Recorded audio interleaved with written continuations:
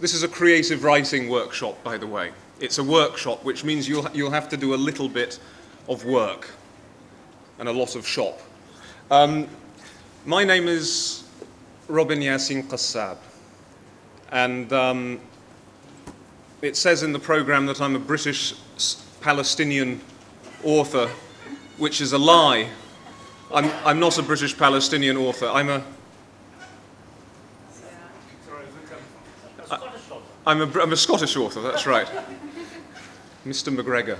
I'm a British Syrian author. My family originates in Syria, but I'm British. I was born in London. And I've written one novel, this one. It's called The Road from Damascus. If you know the story of St. Paul, who went on the road to Damascus, this is the opposite direction.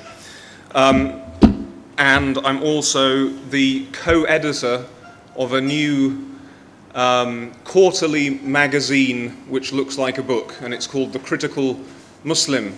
My co-editor, the other editor, is someone called Zia ad-Din Sardar, who you might have heard of, who's written a lot of books. So there we go. It's a magazine of critical thinking, arts, short stories, culture, politics, and etc. And that's what I do. And today, I'm giving you a creative writing workshop, or you are giving me a creative writing workshop. And I've provisionally called it 10 Rules of Writing. It's not called The 10 Rules of Writing because it's arbitrary. There aren't 10 fixed rules of writing, of course. Everybody can make up their own rules. And so many people are suddenly coming in. Come in, come in, come in. Do you know what you could do, everybody? As you're all coming in now, why don't you get into little groups? You know, groups of 4 or 5 people? Could you do that? Try to move around a little bit, try to wake up. I feel worse than you do. I don't have any sleep. Here you go. Look, here for example, you have a group already made. Maybe you 4 get together or something? No, I'm not in the class. You're not in the class? You're just spotting. So get into little groups of maybe 4 people, 5 people. Okay, who are you going? Do you want to go together? Can everybody do that? So 2 people will do. 4, 5, 3 of us. This is a group.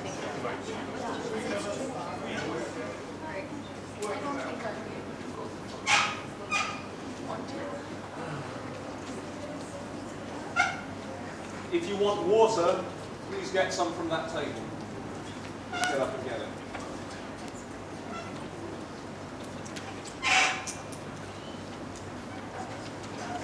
So, the first thing that I would like you to do, I will give you my 10 rules which I made up late at night.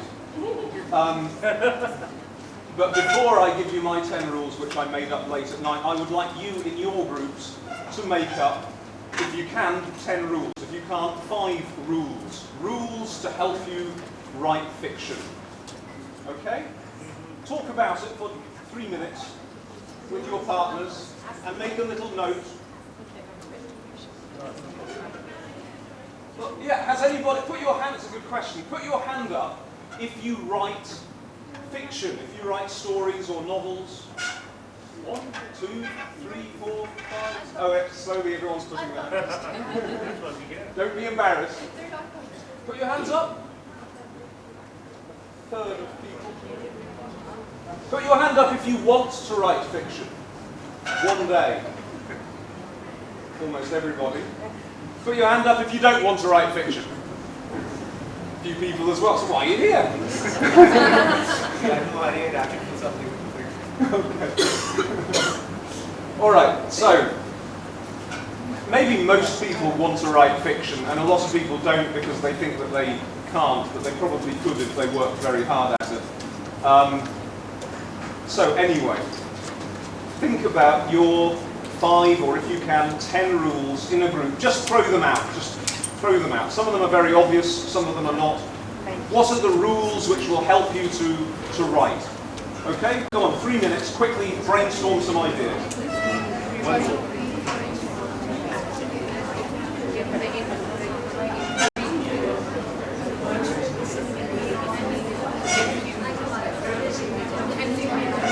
The first thing is it must be interesting.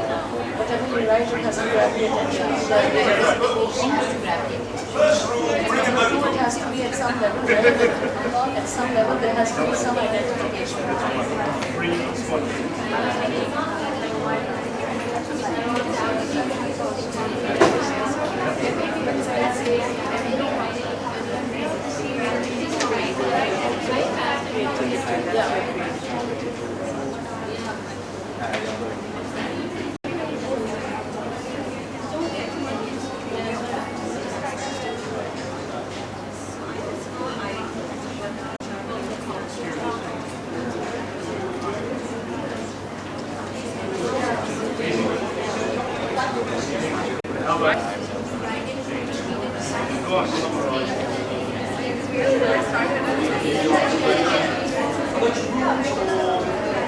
That's more like a process, like brainstorming. It's part of what you do.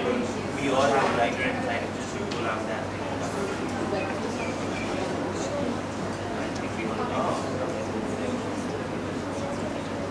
Yeah, enjoying it. Then absolutely.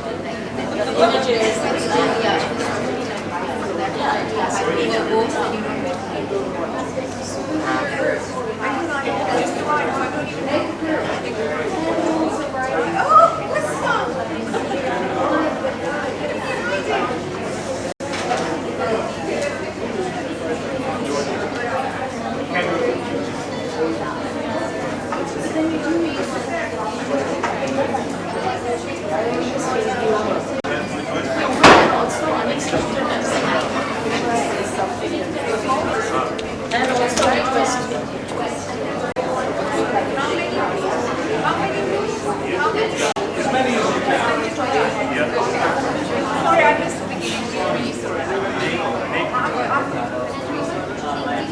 On a regular basis.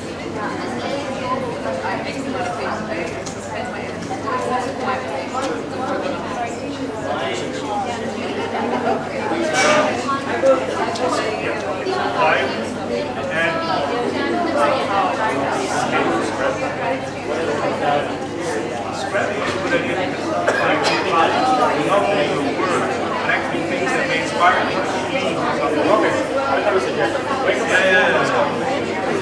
Yeah, honestly, I think that's the best kind. Develop a habit to wake up at 4 in the morning. That's where it all starts. You know, if people have the opportunity, I put a question mark out there, I think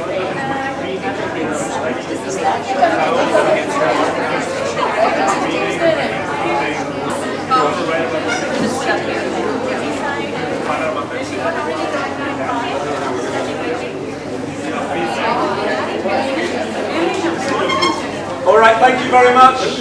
Thank you very much. We've suddenly got, I thought we were going to have 3 people, and suddenly we've got too many for the room. If the girls want to come forward, there are still quite a few seats in these rows here. And you could sit, you could also, some of you could go and sit on these nice comfortable chairs.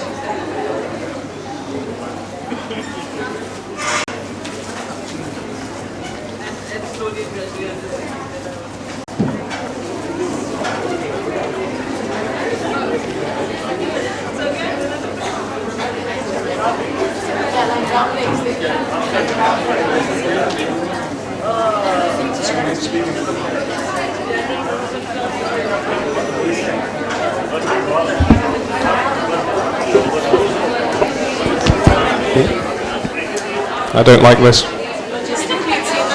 Lie down again. You look very good there. When I was lying down.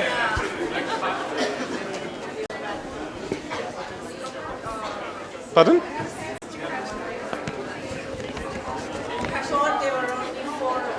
Yes.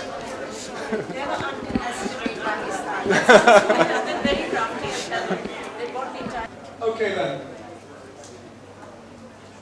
For everybody who's come late, What we've just done is, in groups, we brainstormed and we came up with some rules. They're not really rules, but rules or advice for people writing fiction, for people writing stories.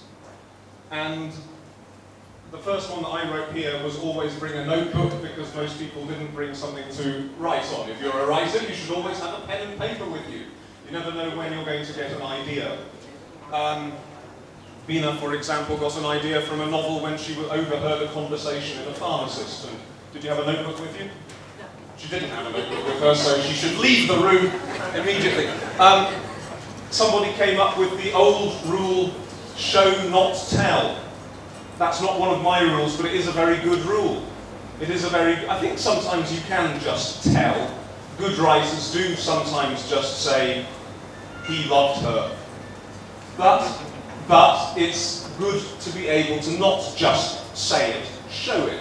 Let the reader know that he loves her by telling us about his behaviour, by the movements of his body, by the expressions on his face. That way the reader themselves can see and do their own thinking, make their own judgment about what this person feels. Grammar, that's not a rule, and it's not a piece of advice. Who came up with that one? Terrible, bad. Grammar is not a rule. It's just something that you have to do anyway. You have to use grammar if you're going of some kind, if you're going to use language. So things like grammar, character, plot, by itself, that's not really a rule. Discipline is very, very important. I think the hardest thing about being a writer is discipline, and it's self-discipline. Nobody is telling you what to do. Nobody is saying, write this in this way by 3 o'clock. You have to make yourself do it. You have to and everybody has to find their own way of disciplining themselves. They have to find the time of day at which they are most disciplined. And you came up with this very strange rule, which maybe people won't like at all, which was wake up at 4 a.m. That's a horrible rule. And it's certainly one that I don't follow. Although at one point, when I was writing my first novel, at one point I did get up very early in the mornings, because it was the only time I could find. Usually I tend to write late at night. Tolstoy wrote a thing about comparing himself and Dostoevsky. And he said that he writes in the daytime. Tolstoy writes in the daytime when the logical mind is working, whereas Dostoevsky writes at night with tobacco. I'm the kind of writer who writes at night with tobacco, I'm afraid. A good place. Somebody wrote a good place. And that's like time. Finding the times when your brain works well, when it feels easy. And finding the places where your brain works well. And for everybody it will be different. For some people it will have to be a silent bedroom or office or library. And for other people it might be sitting on the beach or in the cafe. And it may be different for you at different times. And all of this is about, there's a good rule for a writer or for anybody else, is know yourself. Learn about yourself. The process of writing is in very many ways learning about yourself. It's learning about your own ideas and feelings, your own imagination, what it is that you are able to express and what it is that you find more difficult to express and why, where you work well, where you don't work well, when you work well, what kind of influences make you work well. Does reading some poetry before you start writing help you? Does reading the news or flicking through the TV help you? For some people it does. Does silent meditation before you write help you? So really, and this sums up what I'm telling you today, there aren't any rules, because every person is an individual, and writing fiction is very much about being an individual. You have to make your own rules up. Having said that, I'll now give you some rules. My one. How do I...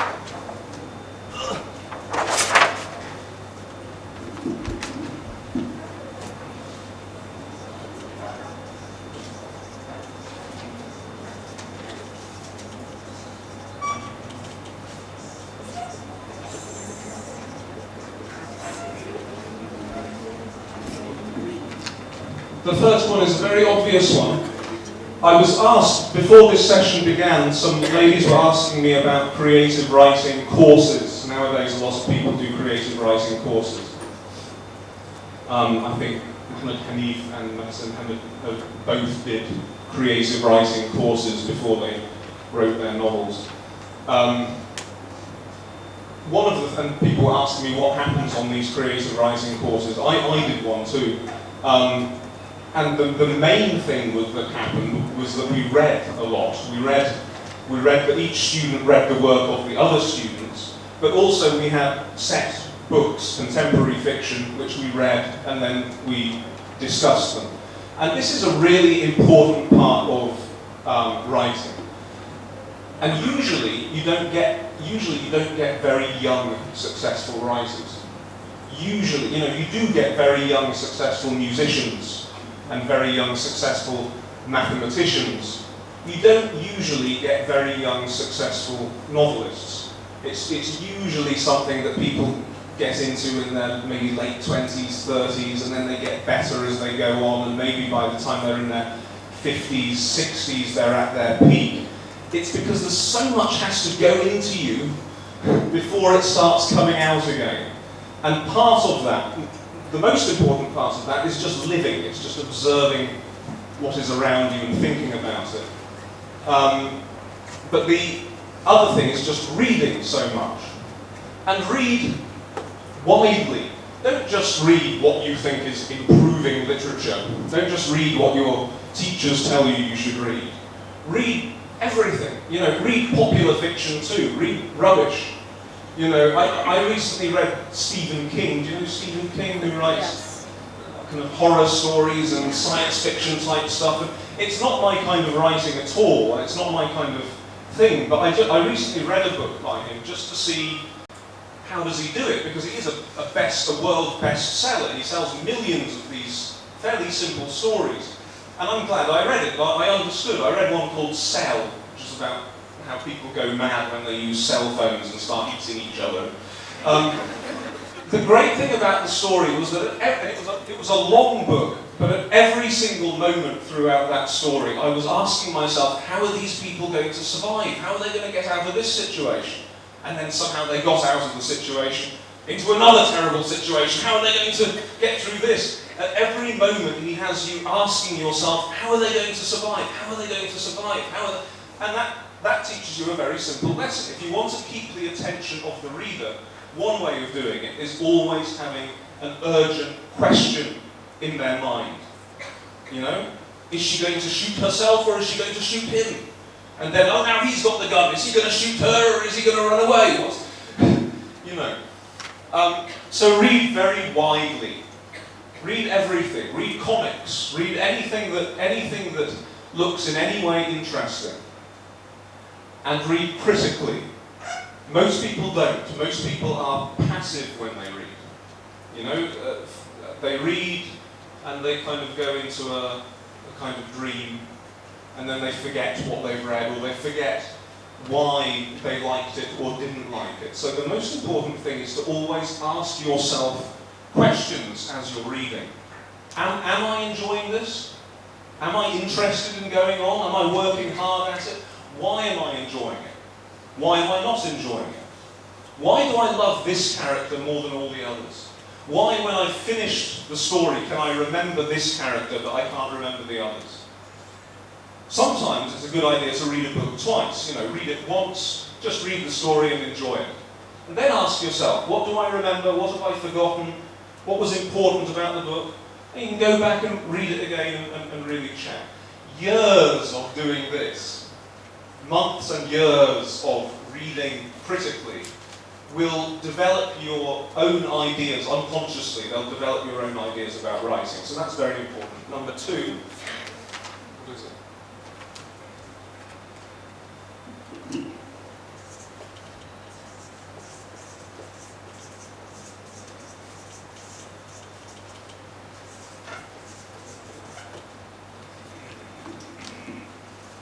Read your work aloud. Put your hand up if you write things and then read them out aloud. Put your hand up if you write things. Okay. Keep your hand up if you read the stuff out aloud. Yes, most people. Good. So you know that naturally. You know that. If you don't do it, you must. It's really very important for 2 or 3 reasons. One thing is that if there's a mistake, or if there's something that doesn't work, or if there's a comma in the wrong place, you won't notice it just by reading it silently, but you will notice it if you read it out loud. Imagine that you are a professional writer on a stage at a festival and you have to read your work out to an audience. If the sentences don't work, and if your tongue is getting trapped on the sentences, or the sentences are too long or they're too short, you will immediately notice it. So that's really important. Also, I think for most people this will be true. If you think about your favourite writers, your favourite authors, go home tonight and pick out some of your favourite books and read a paragraph out loud from each one. And in many cases, or in most cases, I think you'll discover that one of the reasons why you love this writing so much is the sound of it, the rhythm of it. Sound and rhythm are so important, which brings me to number 3.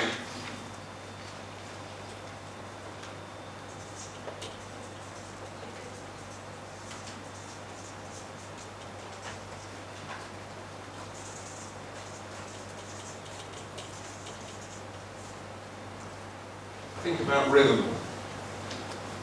Human beings are musical animals.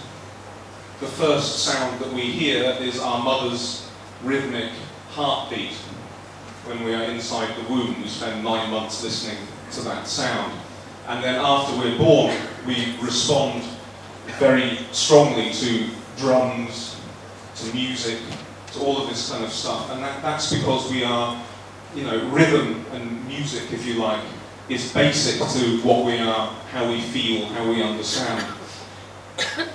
So go home and read your favourite writers out loud, and you will find that even if they're not poets, even if they're prose writers, it's the rhythm of the sentences which really makes it work.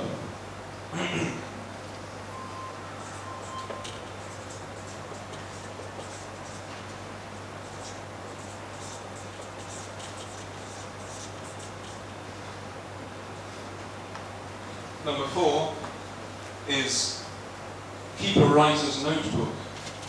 It's an obvious thing, but it's a very important thing. Keep 2 writer's notebooks. The obvious kind of writer's notebook is a little notebook which I said, always bring a notebook, is the kind of notebook that you carry around with you.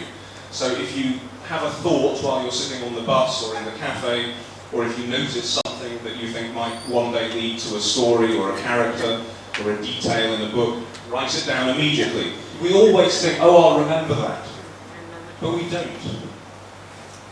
We always think that's so important, that's such a good idea. Of course, when I get home tonight, that will